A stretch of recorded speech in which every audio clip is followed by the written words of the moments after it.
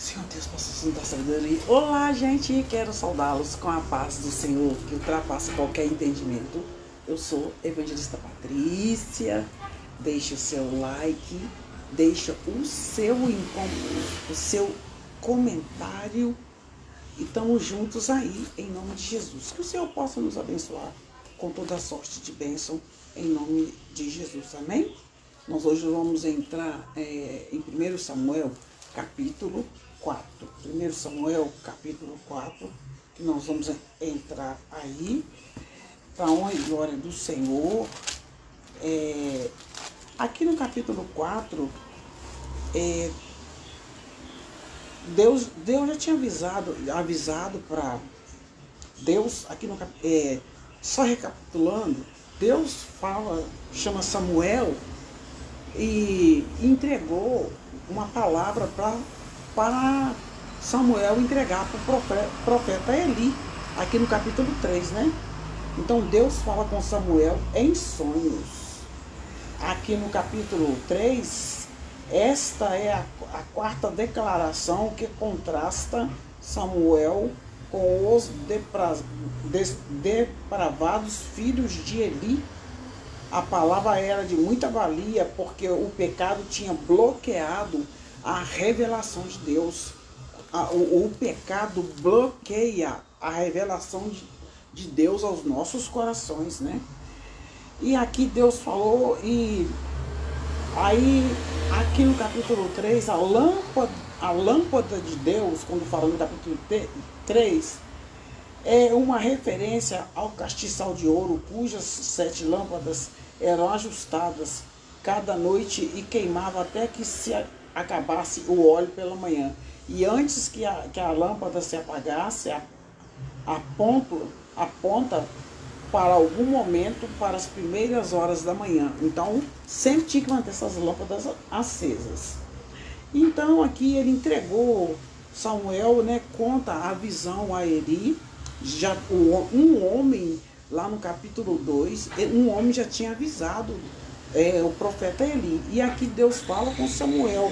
Aí, quando Deus fala com Samuel no capítulo 3, e Samuel ficou deitado, né? Ele ficou tão impressionado com o que Deus falou, falou que ia matar os filhos deles, que a geração de sacerdotes da linhagem de Eli ia acabar, né? E Samuel ficou deitado até pela manhã, e então abriu as portas da casa do Senhor, porém ele não foi ver o profeta Eli. Ele ficou tão impressionado com a visão que ele preferiu não falar nada. Então o sacerdote Eli chamou Samuel. Samuel, pode falar o que o Senhor falou. E ele disse que palavra que Deus entregou para você hoje. Peço-te que me fale e que não esconda nada de mim, assim Deus te faça, e outro tanto se me cobrires alguma palavra de todas as palavras que te falou. Então Samuel lhe contou todas aquelas palavras e nada lhe encobriu. E disse ele: é o Senhor, faça o que bem parecer aos olhos do Senhor. E aí Samuel contou tudo, né? Ele ficou sabendo. E Samuel, já é a terceira vez, né, que eu vejo aqui, e Samuel crescia, e o Senhor era com ele, nenhuma de todas as suas palavras deixou cair em terra. E todo Israel, desde Dan até Berseba, conheceu que Samuel estava confirmado como profeta do Senhor. E continuou o Senhor a aparecer em Siló, porquanto o Senhor se manifestava a Samuel. Ele aparecia a Samuel, ele falava a Samuel. E aqui no capítulo 4, gente, vai entrar aí algo muito triste, né? O que acontece? E os filisteus vencem os israelitas, porque Deus permitiu isso, porque eles não estavam servindo ao Senhor verdadeiramente. Os sacerdotes não estavam servindo ao Senhor. E veio a palavra de Samuel a todo Israel, e Israel saiu ao encontro, a peleja aos filisteus, e se acampou junto a Ebenezer. E os filisteus se acamparam junto a Afeca. E os filisteus se dispuseram em ordem de batalha para sair de encontro a Israel, e estendendo-se a peleja, Israel foi ferido diante dos filisteus, porque feriram na batalha, no campo, uns 4.000 homens, e tornando o povo ao arraial, disseram os anciãos de Israel: por que nos feriu o Senhor hoje diante dos filisteus? Porque eles foram, com certeza que eles iam ganhar as guerras, porque Deus sempre estava pelejando por eles, né? E ele tá aqui eles estão perguntando por que o Senhor nos feriu? E o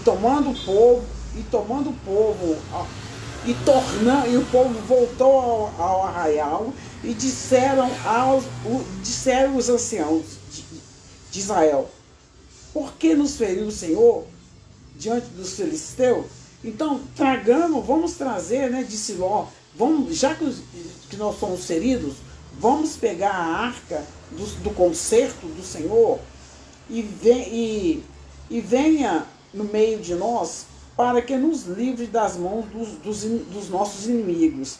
Enviou, pois, o povo a Siló, e trouxeram de lá a arca do concerto do Senhor dos Exércitos, que habita entre os querubins e os 2 filhos de Eli. Então eles pegaram a arca do concerto, eles estavam perdendo, os filisteus feriram eles falaram assim: é melhor levar, nós vamos falar que para os filhos de Eli e levar a arca de concerto, porque a arca representa a presença de Deus. E eles falaram assim: desse jeito nós vamos ganhar a guerra contra os filisteus.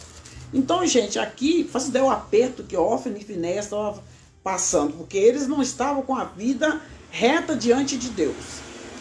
Ofni e Finéias estavam ali com a arca do concerto de Deus. E sucedeu que, vindo a arca do concerto do Senhor ao arraial, todo Israel jubilou com grande alegria, até que foi tanta alegria quando os sacerdotes Ofni e Finéias saíram com a arca, que eles jubilaram com tanta ênfase, que até a terra estremeceu. E os filisteus ouvindo a alegria dos israelitas, eles disseram: que voz de tão grande júbilo é esta no arraial dos hebreus? Então souberam que a arca do Senhor era vinda do arraial, e pelo que os filisteus ficaram atemorizados, ficaram apavorados, porque diziam: Deus veio ao arraial, e diziam mais: ai de nós, o Deus deles é poderosíssimo, ai de nós, quem nos livrará da mão desses grandiosos deuses? Porque eles achavam que o povo de Israel tinha muitos deuses, né? Então eles são deuses que feriram os egípcios com todas as pragas junto ao deserto. E aí, aqui no 9, está falando assim: esforçai-vos e sede homens, ó filisteus, para que porventura não venhais a servir aos hebreus, como eles serviram a vós. Sede, pois, homens, e pelejai comigo. E os filisteus estavam com muito medo, e aí ele falou: esforça os filisteus. Se nós não nos esforçarmos para estar lutando contra os israelitas, nós vamos tornar escravo deles, como nós nos escravizamos, eles vão nos escravizar. Então pelejaram os filisteus, e Israel foi ferido, e fugiram. Os filisteus feriram Israel, e Israel foi ferido. Eles fugiram, cada um para a sua tenda, porque eles moravam em tendas naquela época, e foi E foi um grande estrago. Foi um estrago terrível. E caíram, e com esse estrago terrível, os filisteus conseguiram matar 30.000 homens. Aí, gente, então eles conseguiram matar, né? Caíram 30 homens de pé. E aí, gente, aqui nesse momento acontece outra coisa. A arca é tomada. Ofni e Finéias são mortos. Foi de acordo com a profecia, né? Porque o profeta falou, eles vão morrer no mesmo dia. E falou, e você também vai morrer ali. E aqui a profecia está se cumprindo. E foi tomada a arca de Deus, e os 2 filhos de Eli, Ofni e Finéias, morreram. Então correu da batalha um homem de Benjamim, e chegou no mesmo dia a Siló. Siló era onde a arca ficava, né, no tabernáculo. Chegou lá e eis que Eli estava assentado sobre uma cadeira. Tem Bíblia que fala que ele tinha 94 anos, tem Bíblia que fala que ele tinha 98 anos, né? Então Eli estava sentado sobre uma cadeira, vigiando ao pé do caminho, porquanto seu coração tremia.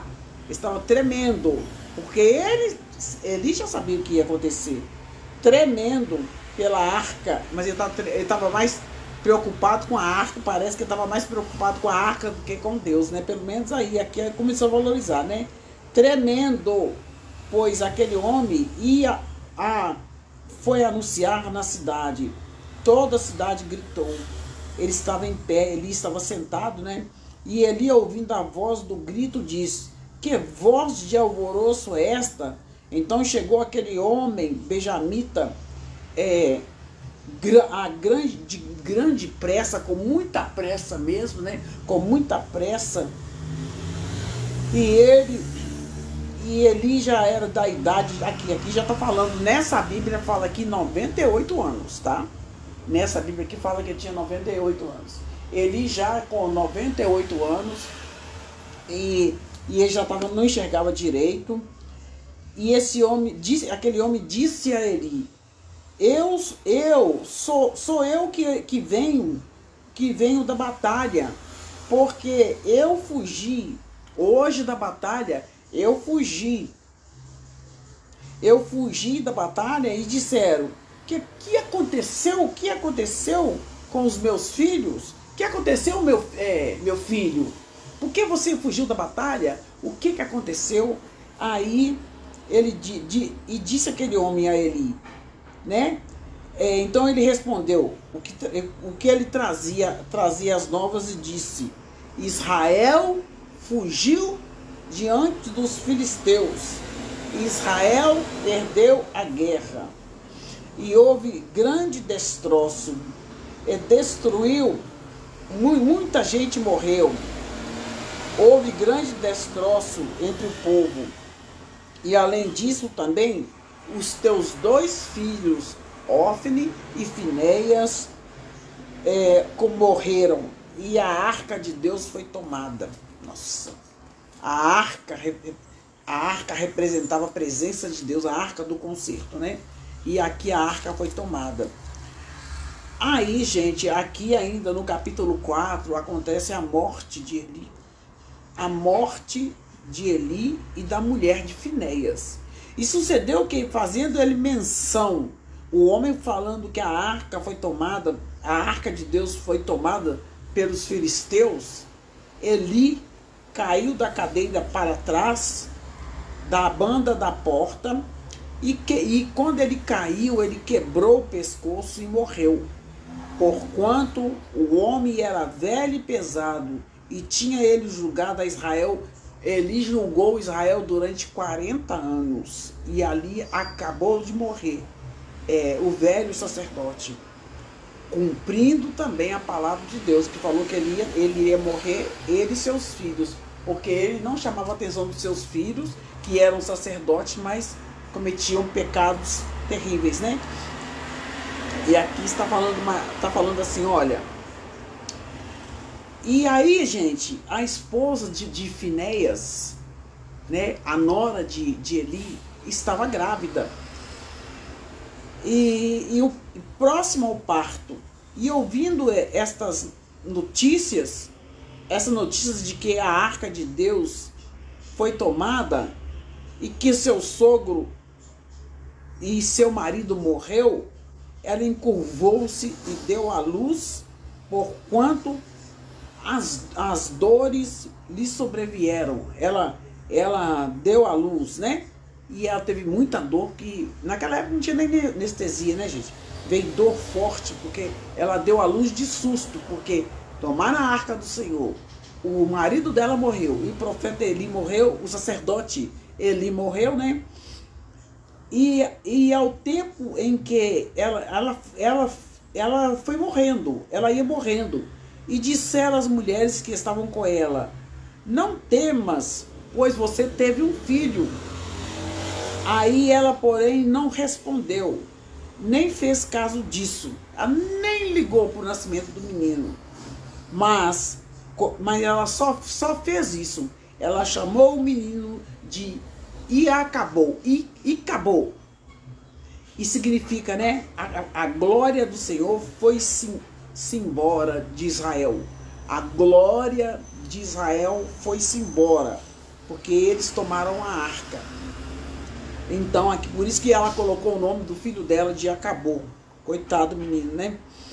E a glória do Senhor foi embora. E por causa do seu sogro e do seu marido. E disse mais: de Israel a glória é levada, presa, pois é tomada a arca de Deus. E pelo que eu entendi aqui, ela morreu. Ela faleceu, porque ela deu à luz e faleceu. E ela colocou o nome por causa de quê? Da desobediência, gente. A gente, muitas vezes, nós estamos falando: Jesus está voltando, vamos consertar diante de Deus, mas as pessoas não estão acreditando na volta de Jesus. Jesus está voltando. Aqui no capítulo 4, há uma transição aqui da palavra de Deus sendo rara. A palavra de Deus naquela época era rara e Deus falava somente, pelo que eu entendi, falava com Samuel. Né?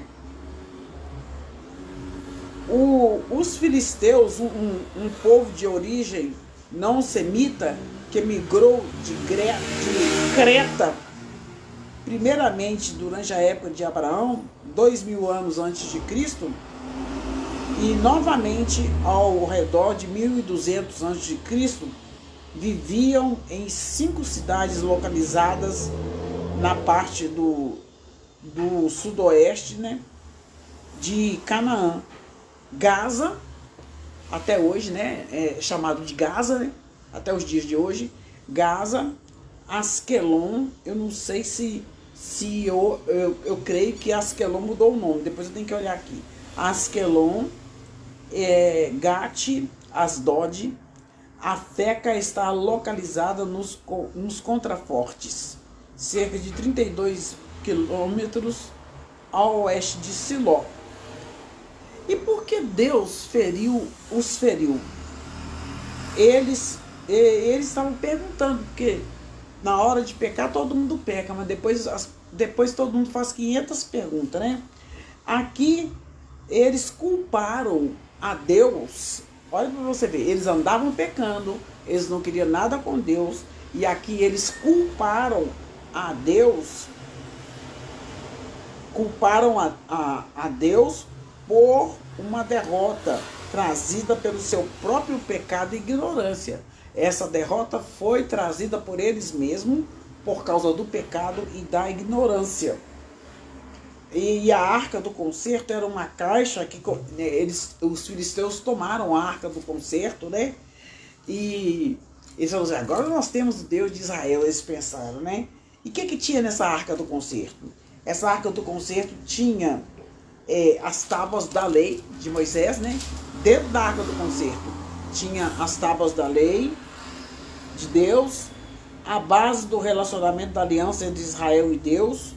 Os anciãos usavam a arca como uma lembrança da presença de Deus entre eles e para inspirar coragem para a batalha. Os querubins eram duas figuras moldadas em ouro puro e situadas em cada lado da arca. Então, a arca representava, era uma lembrança da presença de Deus. Não é que a arca era Deus, não. Mas os filisteus acharam que estavam roubando o Deus de Israel, né? Eles acharam isso. E como que eles ficaram enganados. E aqui, eles estavam sentindo culpados, né?